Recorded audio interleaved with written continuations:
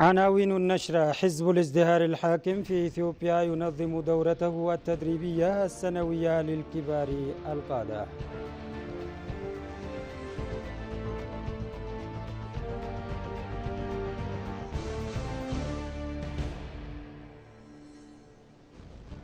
مجموعة الخطوط الجوية الإثيوبية توقع مذكرة تفاهم مع شركة شابا.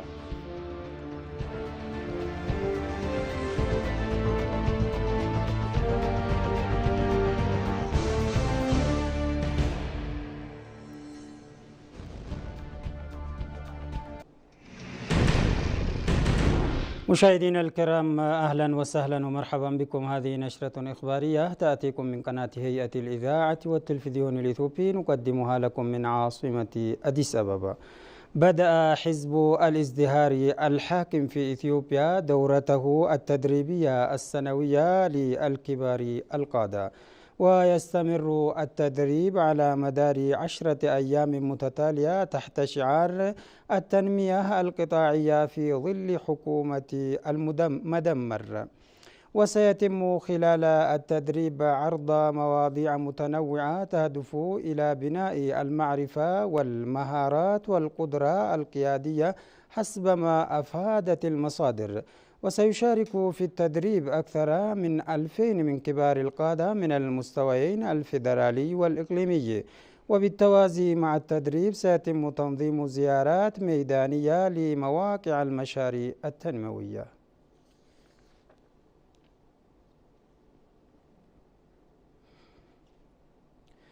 قال وزير الصناعة ملاك اللبل إن مساهمة قطاع التصنيع تشهد نموا سنويا مطردا.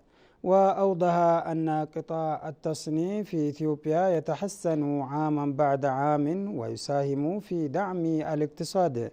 كما أشار الوزير إلى أن حملة صنع في إثيوبيا ساهمت في تعزيز القدرات الصناعية وزيادة مستويات الإنتاج.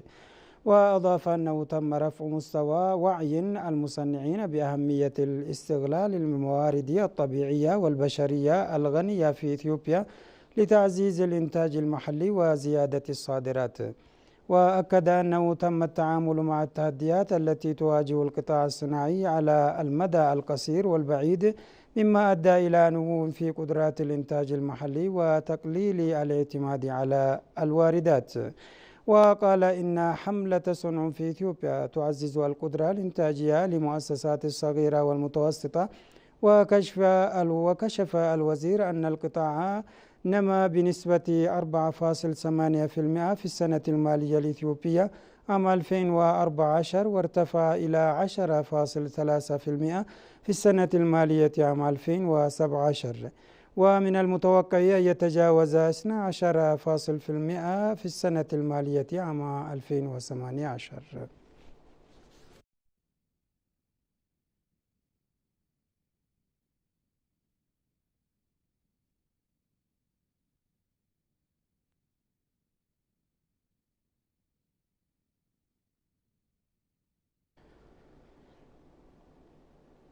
قال السفير جمال بكري إن مبادرة التكنولوجيا النووية تمثل خطوة استراتيجية تهدف إلى ضمان ازدهار إثيوبيا وتعزيز مكانتها التنموية. وأوضح السفير أن إثيوبيا تعمل منذ التغيير على حماية مصالح الوطنية بسرعة وابتكار، مشيرا إلى أن مشروع التكنولوجيا النووية يعد من المبادرات التي أطلقها رئيس الوزراء الدكتور أبي أحمد لتحقيق هذا الهدف. وأضاف أن الطاقة النووية ستسهم في دعم قطاعات حيوية من بينها الزراعة والصحة والتصنيع. وبين السفير أن المشروع سيوفر لإثيوبيا بيئة تكنولوجيا متقدمة تمكنها من أن تصبح دولة منافسة في مجال الطاقة النووية، معتبرا أن ذلك يعد رمزا لازدهار البلاد وتقدمها العالمي. وأشار إلى أن باكستان أبدت خلال فترة عمله سفيرا في إسلام أباد استعدادها لتقاسم خبراتها في التكنولوجيا النووية مع إثيوبيا، مؤكدة رغبتها في التعاون لدعم تطوير هذا القطاع. وأوضح السفير أن الطاقة النووية تمثل عنصر قوة للدول المتقدمة، مؤكدا أن إثيوبيا بسياستها السلمية وتاريخها الدبلوماسي العريق تسعى لتطوير هذا المجال لأغراض سلمية بالتعاون مع شركائها مثل روسيا. وشدد على أهمية تعزيز الشراكات الاستراتيجية مع الدول الصديقة، مؤكدا أن إثيوبيا تمتلك القدرة والكفاءة والقيادة اللازمة لتحقيق هذا الطموح.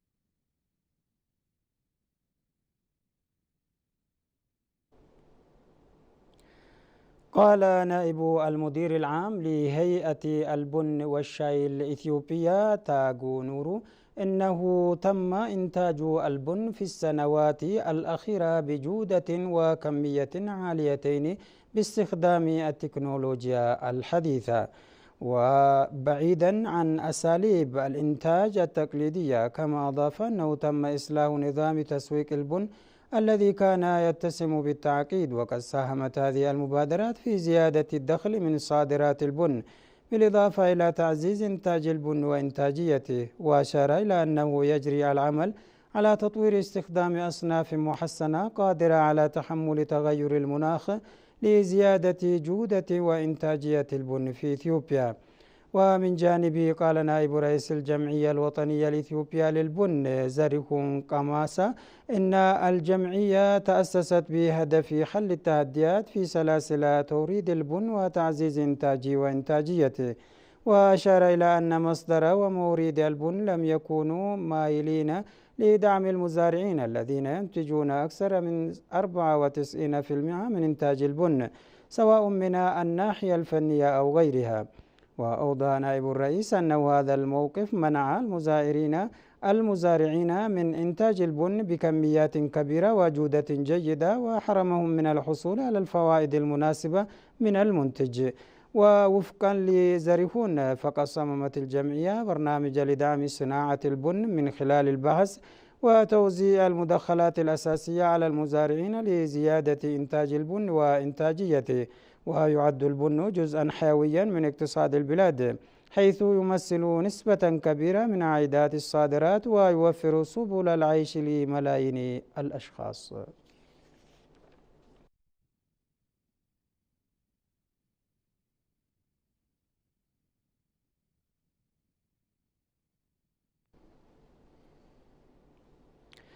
وقعت مجموعة الخطوط الجوية الإثيوبية مذكرة تفاهم مع شركة تشابا في فندق سكايلايت في أديس أبابا. ووقع المذكرة نائب الرئيس التنفيذي لمجموعة الخطوط الجوية الإثيوبية السيد هيلا ملكوت مامو ومؤسسي شركة تشابا. وبموجب الاتفاقية ستمكن شركة تشابا العملاء من شراء التذاكر عبر موقعها الخطوط الجوية الإثيوبية الإلكتروني مع جميع خيارات الدفع. وأصر نائب الرئيس التنفيذي للخطوط الجوية الإثيوبية هيلا ملكوت بأن الاتفاقية مع شركة تشابا ستتيح للعملاء شراء التذاكر بسهولة عبر منصة واحدة. وصرح بأن اتفاقية شركة الطيران للتعاون مع شركة تشابا ستسهم في تعزيز شركات التكنولوجيا المحلية. كما صرح نائل هايل مريم الرئيس التنفيذي لشركة شابا بأنه يمكن لعملاء الخطوط الجوية إجراء المدفوعات دون الحاجة إلى استخدام أجهزة الصراف الآلي باستخدام رقم بطاقة الصراف الآلي الخاصة بهم.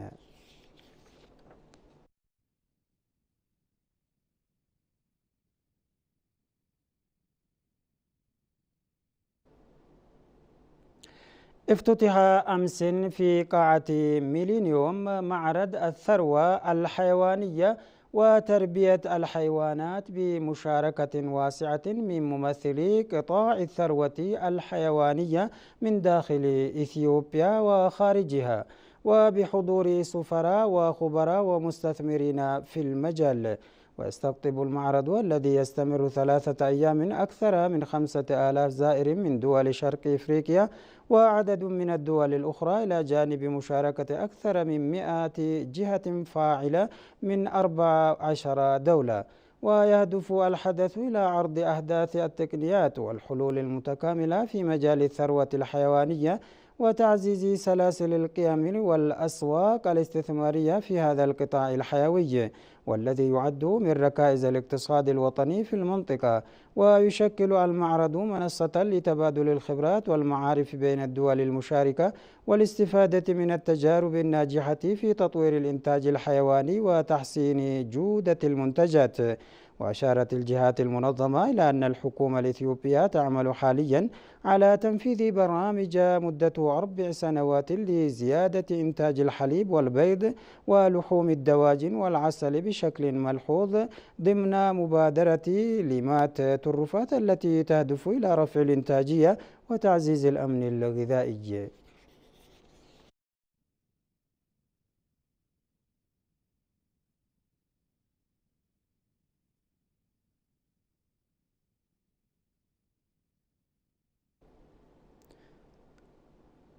أعلن المدير العام لهيئة الزراعة الإثيوبية السفير دربا كوما عن إطلاق نظام الصحة النباتية الإلكترونية كحل عملي لعملية إصدار الشهادات البدوية التي تتسبب في تأخير إجراءات التخليص الجمركي للصادرات وزيادة تكاليف المعاملات التجاربية. وجاء تصريح السفير كوما خلال المؤتمر الإقليمي الثاني للصحة النباتية الذي انطلق في أديس أبابا ويستمر لمدة يومين. ونظم المؤتمر بالتعاون بين هيئة الزراعة الإثيوبية والجمعيات الإثيوبية لمنتجي ومصدري البستنة وشركاء آخرين. كما أكد المدير العام على ضرورة النظام الرقمي، حيث تعد متطلبات الصحة النباتية والحيواناتية ضرورية للوصول إلى الأسواق الدولية. وسيساهم النظام الرقمي في خفض التكاليف المرتبطة بفقدان الشهادات والتزوير والفساد والحاجة إلى السفر الفعلي. ومن جانبه أكد المدير التنفيذي للجمعية الإثيوبية لمنتجي ومصدري البستنة تيدروس زودي على ضرورة رقمنة وتحديث نظام الصحة النباتية كجزء من الامتثال لمعايير السوق العالمية ودعم جهود إثيوبيا للانضمام إلى منظمة التجارة العالمية. وقالت القائمة بأعمال رئيس قسم التعاون في وفد الاتحاد الأوروبي في إثيوبيا بتراسين نير إن التحول الرقمي أمر بالغ الأهمية في عالم اليوم، وصفة نظام الصحة النباتية الإلكترونية والأنظمة الأخرى بأنها إنجازات مهمة في تطوير القطاع الزراعي الإثيوبي وتعزيز التعاون الاقتصادي القاري والعالمي.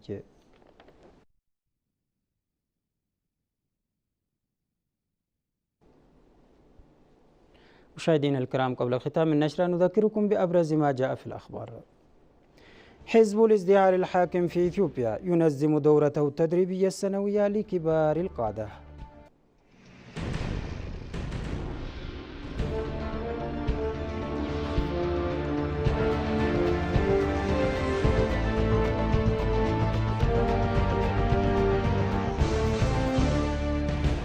مجموعة الخطوط الجوية الإثيوبية توقع مذكرة تفاهم مع شركة تشابا. مشاهدينا الكرام، إلى هنا تنتهي جولتنا الإخبارية لهذه الساعة. نشكركم لحسن المتابعة، بأمان الله.